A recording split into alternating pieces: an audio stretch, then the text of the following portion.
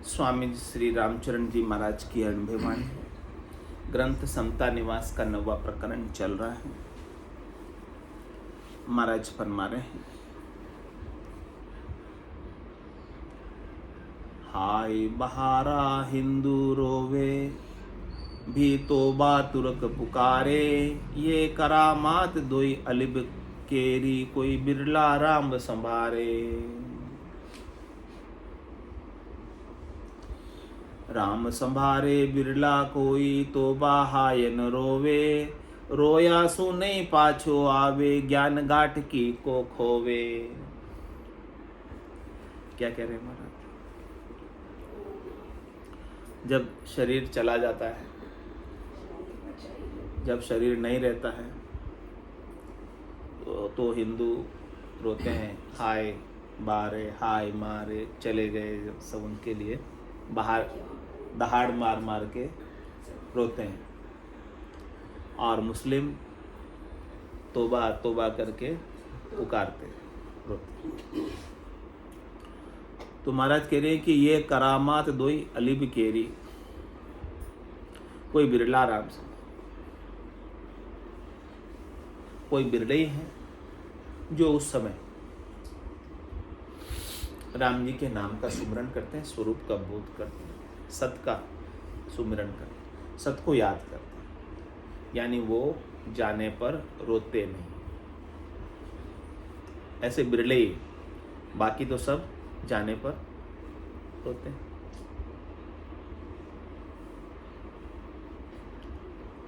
तो जो शरीर मानते हैं वो शरीर के चले जाने पर रोते हैं, और जो शरीर मानते हैं वो शरीर के जन्मने पर खुश होते हैं।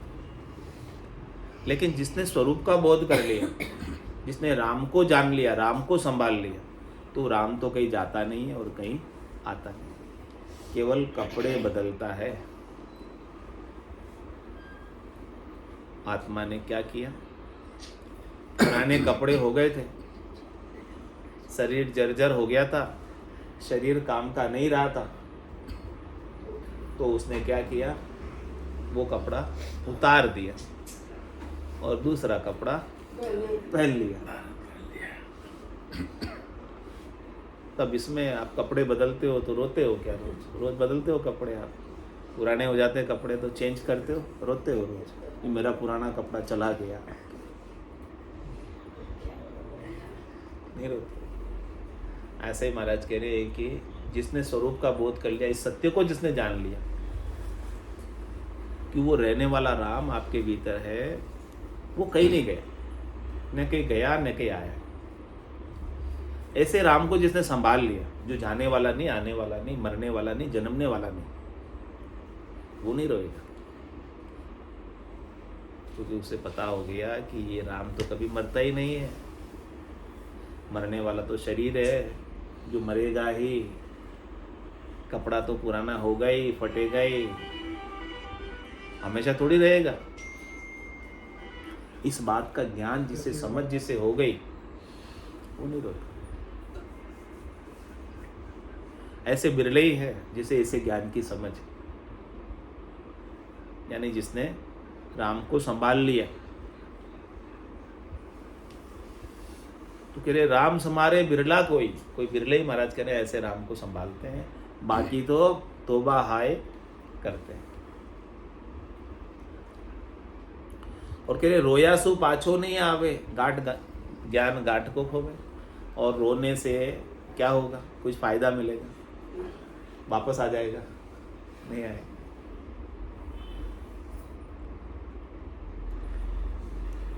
और महाराज कह रहे कि सदगुरु ने जो ज्ञान दिया है, उस समय उस ज्ञान का आप अपमान कर रहे हो, रो।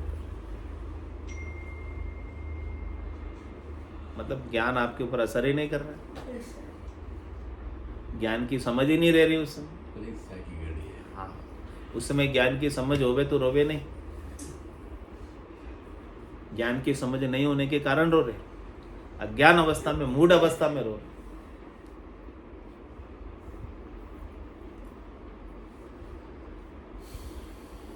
अंत समय परिवार का जे मोह उपावे रोय, तो उनको हितु न जानिए, वे सभी द्रोही जो। क्या कह रहे महाराज? अंत समय में कोई परिवार वाले आपसे मोह उपाकर रोते हैं,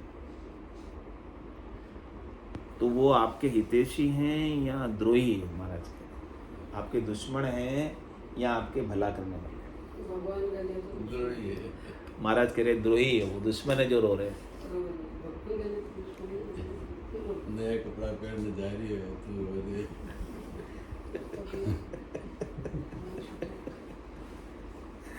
तो वो आपके दुश्मन है। कैसे दुश्मन है? कि वो आपको मोह की फांस में आपको बांधे रखना चाहते हैं, मोह की रस्सी से आपको अटकाए रखना चाहते हैं। और किसी का जीव किसी में अटक जाता तो निकलता नहीं। किसी में रह जाता तो वापस आ जाता है, वो योनि धन के। धन में रह जाता है तो ऐसे महाराज के किसी में रह गया जीव तो फिर अटक जाएगा ना, उसकी गति नहीं होगी, आगे नहीं बढ़ेगी, वो तो आगे की यात्रा पे जा रहा है। तो आपको अटकाने वाले, जो रोने वाले हैं, वो सब आपके द्रोही हैं, हितैषी नहीं हैं। अंत समय हरिजू हितु के राम कहा वे सोए, रामचरण वे भगत में और हितु नहीं कोई। अंत समय में कौन आपके हितैषी हैं? हरि है और राम जी, दोनों ही एक ही है। और सद्गुरु का ज्ञान, बाकी और कोई हितैषी अंत समय में नहीं। बाकी और कोई आपको भला करने वाले, उपकार करने वाले अंत समय में और कोई नहीं। अंत समय साहिक राम जी को नाम, जी का बगसवा वाला हितु सद्गुरु है, जिनको शुद्ध भाव जिज्ञासा करिए, सो जिज्ञासा रीत कही। महाराज कह रहे कि अपनी जिज्ञासा कहाँ लगनी चाहिए? जो अपने आत्मा के कल्याण के लिए हितैषी है, अपने दो ही है इस संसार में हितैषी, के तो सद्गुरु और के राम जी। इसके अलावा तीसरा आपका हितैषी कोई है नहीं। तो आपकी जिज्ञासा, आपकी लगन किस में लग जानी चाहिए? सद्गुरु के ज्ञान में, जो आपको राम जी से मिला देते, राम जी से जोड़ देते, जो आपके दूसरे नाते को, दूसरे फंदों को, दूसरे कर्मों को, दूसरी आसक्ति को काट कर, हटाकर आपको राम जी से मिलाते हैं, वो आपके हितैषी है। और जो दूसरे फंदों में उड़ जाते हैं, आसक्ति में, चाहना में, मोह में उड़ जाते हैं, वो आपके हितैषी है या हितैषी? लेकिन अपन तो उनको सबसे अधिक हितैषी मानते हैं। जो आपको सुख पहुंचा रहे हैं उन्हें अपन हितैषी मानते हैं ना। जो आपका आदर करते हैं उनको अपन हितैषी मानते हैं। जो आपको सम्मान करते हैं, माला पहनाते हैं, जो आपकी पूजा करते हैं, उन्हें अपन हितैषी मानते हैं। ये अपने हितैषी हैं तभी कर रहे हैं ना, बाकी कैसे करेंगे? लेकिन महाराज कह रहे वो आपके हितैषी नहीं है। आप उनके आदर में, सम्मान में, सुख पहुंचाने में आप और फंस गए। उनके प्रति आपने राग पाल ली, आपकी राग हो गई ना उनके साथ, तो आप बंध गए राग में। या तो वीतराग होना है या राग में बनना है। हाँ, तो महाराज के सद्गुरु के ज्ञान को संभालो।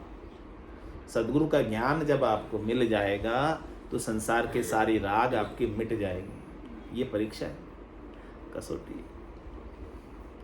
और राग मिट जाएगी तो फिर द्वेष भी मिट जाएगा। जब तक राग नहीं मिटेगी तब तक द्वेष नहीं मिटेगी। और राग और द्वेष दोनों मिट गई तब जाके परम मोक्ष की स्थिति को प्राप्त करेंगे, परम पद को प्राप्त करेंगे, परम विश्राम को, परम आनंद को प्राप्त करेंगे। तुझे जन जाग्या जानिए, जा कियो भरम तिस्कार, सुपना संग भरमत फिरे, सूता सब संसार। क्या कह रहे हैं महाराज? सारे संसारी सपने के सुखों में भरमत फिर रहे हैं कि वो मुझे सुख पहुंचा रहा है, उससे मुझे सुख मिल रहा है। संसार के सुख सारे सपने के सुख के समान है, जो जागने के ऊपर कुछ बचते हैं क्या, रहते हैं क्या सपने के सुख? सपने में जो सुख लिया है, सपने में जो माया इकट्ठी की है, सपने में जो धन इकट्ठा किया है, सपने में जो लॉटरी लग गई थी, वो जागने पर क्या होता है? केवल एक भ्रम महसूस होता है कि सपना था, वो तो कुछ भी नहीं था। ऐसे ही महाराज कह रहे कि सारा संसार सपने के सुखों में भरमता फिर रहा है, सुख प्राप्ति के उपायों में ही भरम रहा है। और कह रहे कि वही जगह है इस संसार में जो राम भजन में लग गया। उमा कहते मैं अनुभव अपना सतरी भजन जगत सब सपना। जिसने अपने स्वरूप का बोध कर लिया और ये शरीर संसार के सुखों का भरम का तिरस्कार कर लिया, अब वो इस भरम में पड़ता नहीं, यानी अब आसक्त नहीं। मिल गए तो ठीक, नहीं मिले तो कोई खास बात नहीं। चाहना मिट गई भीतर से, वही जागा है। जिज्ञासी जागृत भया कर सत्संगति सार, सतपुरुषा का संग बिन सूता सब संसार। सूता सब संसार सुपन संग भरम्या फिर है, भरमत बीती रैन तोई ममता नहीं भरी है। रामचरण गुरु ज्ञान बिन मिटे नहीं अंधियार, जिज्ञासी जागृत भया कर सत्संगति सार। कह रहे कि महाराज जिज्ञासी कौन है?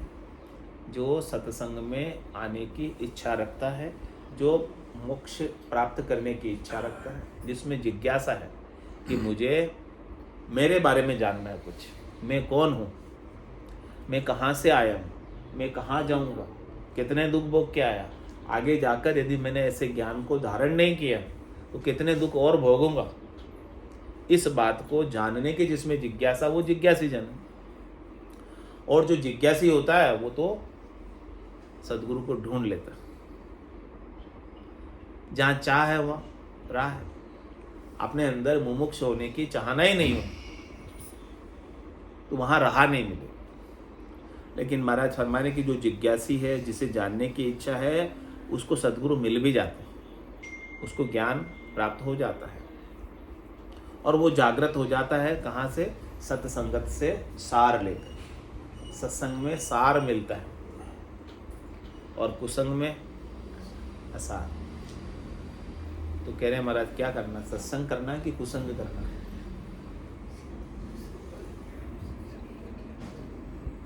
सत्पुरुषा का संग में सूता सब संसार। सत्पुरुषों के ज्ञान के संग के बिना, सत्य के संग के बिना पूरा संसार सो रहा है, जागते हुए भी सो रहा है। किस में सो रहा है? माया मोह भरम की रजनी, सूता जीव अगाई। सदगुरु वाज करी कैसी, राम कहो मेरे भाई। सदगुरु जगा रहे, कह रहे आप अपने स्वरूप का बोध करो, राम जी के नाम का सुमरन करके। सूता सब संसार सुपन संग भरम्या फिरे। सपने में ही भरम में पड़े हुए, सपने के सुख के लिए ही दौड़ लगा रहे। मृग जल के लिए ही मृग दौड़ता हुआ जाता है और उसे पानी मिलता नहीं, और वो सुबह से शाम तक दौड़ता दौड़ता प्यासा ही मर जाता। इसी प्रकार से महाराज कह रहे कि ये संसार के अंदर सब जीव भी शब्द रूप रस गंध स्पर्श 5 विषय के मृगजल के समान सुखों के लिए दौड़ लगा रहे और इन सुखों को प्राप्त करने के लिए प्रयासरत रहते हैं और प्रयास करते करते ही काल उन्हें पकड़कर ले जाता है। तो भरमत बीती रैन तो ही ममत नहीं भरी है। कह रहे भरमते भरमते पूरी रात बीत जाती है तो भी उनके भरम। सपने कब देखते? रात में तो देखते, सोते हुए। रात पूरी निकल जाती है, पूरी रात सपने देखते हैं, लेकिन फिर भी उनको ज्ञान नहीं होता, समझ नहीं होती सदगुरु के ज्ञान के बिना।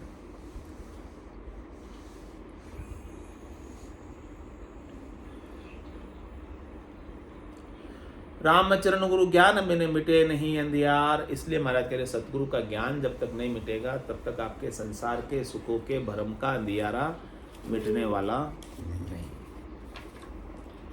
जिज्ञासी जागृत भया कर सत्संगति सार।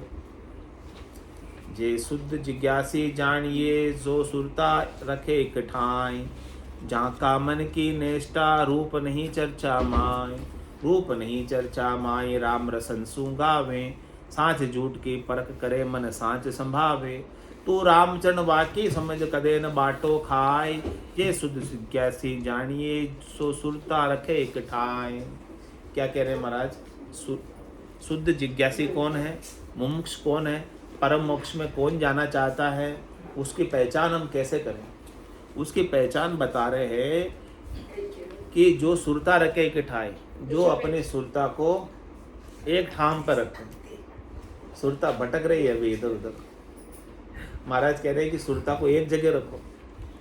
नाम के सुमरण में सुरता अपनी रहे, लक्ष्य अपना एक, टारगेट अपना एक कि हमें परम पद प्राप्त करना, बस और कहीं नहीं।